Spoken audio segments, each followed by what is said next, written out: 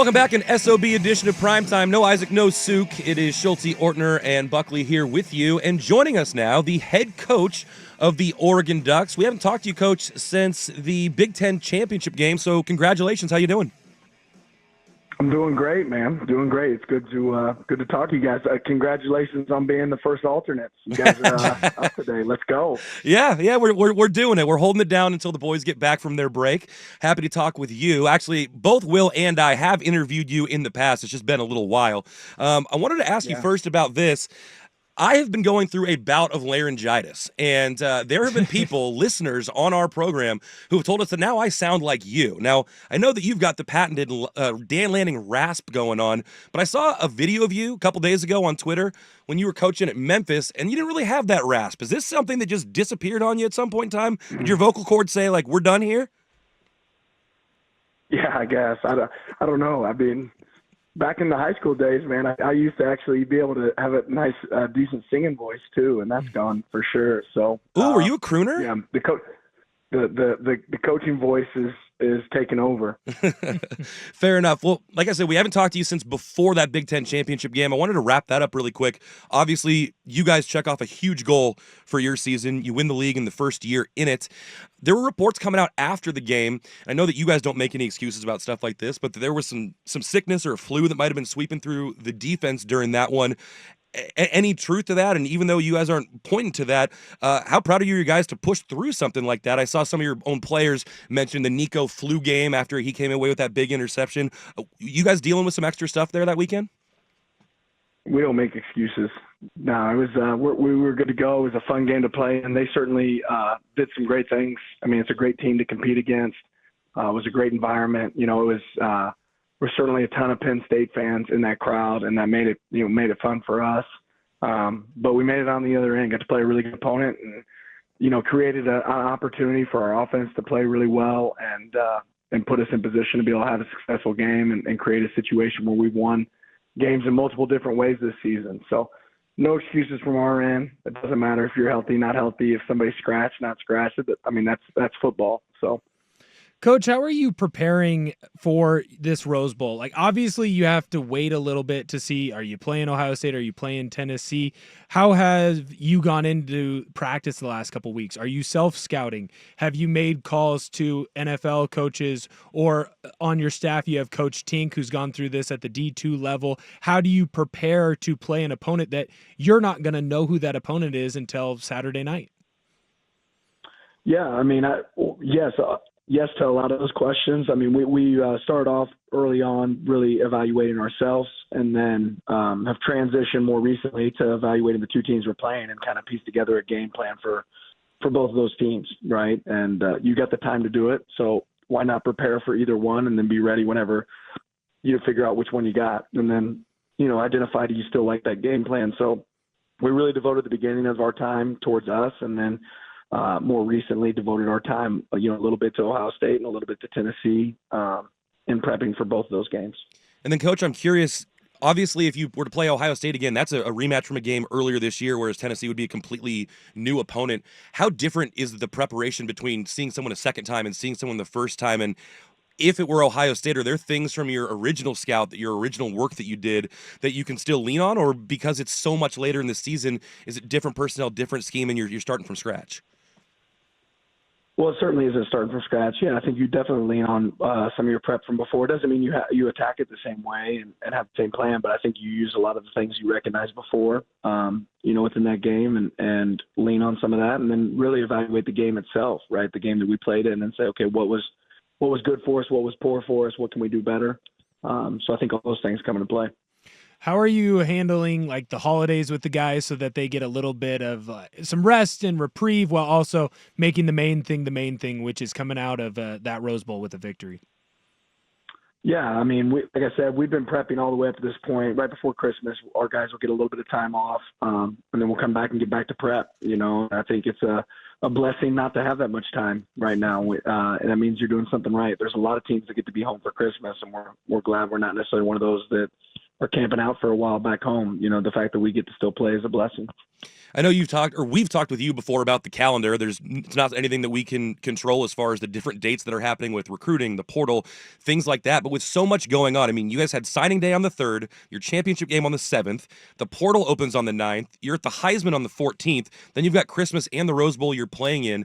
How do you juggle all this? And like you personally, are you just segmenting parts of your day, or are you getting to points where you're like, I need to spend this much more time on game prep or this much more time on recruiting? How do you juggle it all? Well, you plan it out, right? You plan it out, and the calendar is what the calendar is. So you try to make sure that you have a great plan for that and take advantage of the moments you have. And that's what we've done. We got a great staff here. Our calendar's mapped out 365 days. So, we just actually went over part of it for our staff and told them where and when all of us were going to be all the way until the end of July. So you map that out in advance, and then okay, this is what it looks like. How are you going to take advantage of that day? And you wake up every day and say, okay, what are my objectives and what do I want to accomplish? Beautiful. You guys are dialed in on those details. I wanted to ask you also about that, the Heisman, and specifically just the award circuit in general. It's, I think, the second time you've gotten to do this, because with Bo doing it last year, I don't know if you were able to be part of any of those ceremonies when you were on previous staffs, but I'm guessing you get to cross paths with so many greats of the game, coaches, current players, former players. This time around, anybody who really stood out that you got to make acquaintance with for the first time? It goes so quick. You don't get a lot of time there because of what else is going on. So, I mean, I spent more time in traffic in New York than hanging out with other people. You get there, you go for the ceremony, and then you turn around and fly back. So we had recruits on campus that day. We had practice in Eugene that morning. So it was really a pretty quick turnaround for us getting there and then getting back. So didn't get a chance to really got to shake some hands and say hi to some people, but it was pretty in and out kind of operation, but first class in every way. Also got the opportunity to go down and hang out with Bryce as he won the Burlsworth Award. Yeah. It's a really cool award for best walk-on, but we had several guys that are getting recognized last week, and that's awesome for them and their teammates to see them get that recognition. What are you doing to catch your breath or anything right now? Like, you're going to award ceremonies, you're recruiting, you're getting National Signing Day done, you're getting ready for second National Signing Day, you're practicing. Are you doing something special with the kiddos? You hanging out with some special family time to just get a breath so you're not fully just immersed? Or is it, hey, everyone, you can see me on January 21st. Until then, I am locked in. I'm not leaving. This is what I'm doing. Well, we'll definitely get some time right around Christmas. Our coaching staff will have Christmas Eve and Christmas off, and that'll be a chance to do that. And when you get moments, you definitely try to take advantage of them. But there's, those moments, there'll be more of them when the season's over with too. There's some truth to that. So holidays coming up. We know that you're a movie guy. You've shared with us your top 5 in the past, and I think you're an action guy as well. People wanting to know, listeners to the show want to know, do you consider Die Hard a Christmas movie? Absolutely. Yeah. I had this discussion with my wife last year, and she disagreed. And then we asked, what's it called? Like the Amazon Alexa. Uh-huh. And Amazon Alexa agrees that Die Hard is a Christmas movie. So I felt like that confirmed it for our family. And what is your favorite Christmas movie? Is it Die Hard or is it something else? Good question. I mean, I don't know that I have a favorite. I mean, Home Alone's a classic. Yeah. Elf's really good, right? That's a classic. I mean, Bad Santa's pretty funny. I don't know that I have a favorite though. Maybe Home Alone. Oh, that's good answer. That's not too bad. That's another one that's a fringe Christmas movie. Are you a big Christmas song guy? I like Christmas music. You don't play it until after Thanksgiving, but yeah, I like Christmas music. What's your favorite there? I'd probably go like Amy Grant, like the Tennessee Christmas album. That's a pretty good one. That's a throwback. That was in heavy rotation. That was in heavy rotation in my house growing up. The Amy Grant Christmas is a good one. I've never heard it. I'm gonna have to check it out. That's a solid one. And then what's the Mannheim Steamrollers, I think, or we played that on the show yesterday. Yeah, that's a classic, Christmas album. Absolutely. I mean, you can't go wrong with Mariah Carey either, right? Like that's always good. But I'd probably lean a little bit more towards like Amy Grant or I think it's Mannheim Steamrollers or something like that. Yeah, yeah. What about you and the family? Do you guys have any special Christmas traditions and anything that you guys do annually over the holidays is just for you? Not necessarily. Just time together. We'll have some sort of competition, I'm sure. There we go. You know, Thanksgiving we play Uno every year, and whoever loses gets their face drawn on. But we don't have anything quite like that for Christmas. We're just going to do something. I mean, we'll have some sort of competition, Scrabble game, something where we play against each other for sure. Who's the most competitive in the Lanning crew of the five of you? It's definitely me or our youngest son, Titan. Okay. We're kind of twins when it comes to that. Both sore losers and both pretty competitive. Have you gotten to the point where you're letting Titan or any of his brothers win, or is it still like, no, I'm going to dominate? You have to earn this When does victory. that point come? Yeah, no, I'm definitely not doing that. Talking to head coach Dan Lanning of the Oregon Ducks. So you mentioned you have your entire calendar mapped out all the way until you said the end of July. Is that right? Yeah. And so Yeah. what is, just not going into even next year, but the time between now and the first, what does it look like for the players? How much practice, how much downtime? I know you mentioned there would be a point which they'd get to see their families. Is that going to be right over Christmas, or is that a little bit earlier? Yeah, that's right. It's just, we'll have practice on Sunday morning, and then our guys will get an opportunity to go home and be home until Christmas, and then back here Christmas Eve. We're kind of doing a 3 days on, 3 days, or a day off model when it comes to practices right now. Like I said, hopping into a couple opponents. So we'll have practice tomorrow, practice on Saturday, practice on Sunday morning, and then give them a little bit of time, and then come back and kind of hit into a normal flow of a game week before the Rose Bowl. I got one last question, and maybe this is just a question for me because I played for him, but obviously you have Coach Tinker on your staff.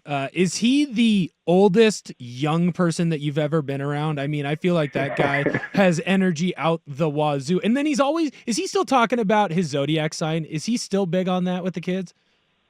Oh yeah, he's one of my favorites to be around, man. Coach Tinker does an unbelievable job for us, and he certainly brings the juice on the field. And you talk about like special facts, you wouldn't believe some of the facts that Tinker knows. That you didn't realize people knew the answer to questions. He'd probably be pretty good on Jeopardy or something like that. But yeah, he's a great one to coach with. We certainly enjoy having him.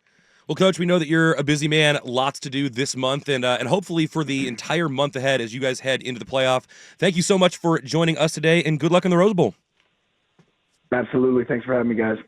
Thanks. Coach Lanning's interviews on The Fan brought to you every week by Unitas Community Credit Union. Like a coach's playbook, Unitas has a winning strategy for your finances. You, us, Unitas. Okay, so Coach played ball with us a little bit this time around.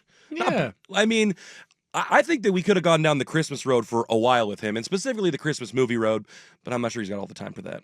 No, it felt like he had a schedule that he knew he had to keep. He's like, hey, you boys get 2 more minutes, and then I got to go out recruiting some more. I got to go dive back into the game film.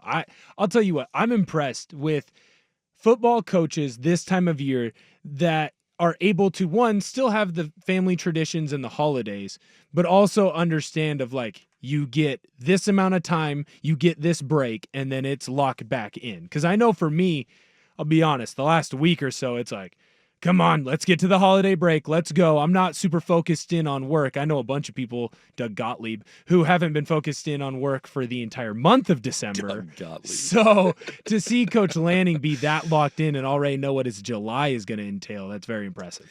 On that Gottlieb tip, I did see today that earlier in the month he posted a meme. That's what I'm talking about. Okay, so obviously Gottlieb's been in the news because of the fact that he lost to, quote, nobody you, something that he dubbed Division II Michigan Tech. This is after he tried to dunk on Schefter about NIL stuff, and Schefter put him in a Twitter locker. Well, people are now going through Gottlieb's other tweets and apparently posted some meme earlier in the month that was like, December 7th to 12th, pretend to do work but don't actually do any. December 12th to 18th, drink a lot, still don't do any work. And the dude hasn't won all month. He has not won a basketball game. You've got 2 jobs, bro. 2. You shouldn't be posting that. You see Ryan Seacrest with his American Idol gig, his radio gig, his Wheel of Fortune gig, posting that kind of crap? No.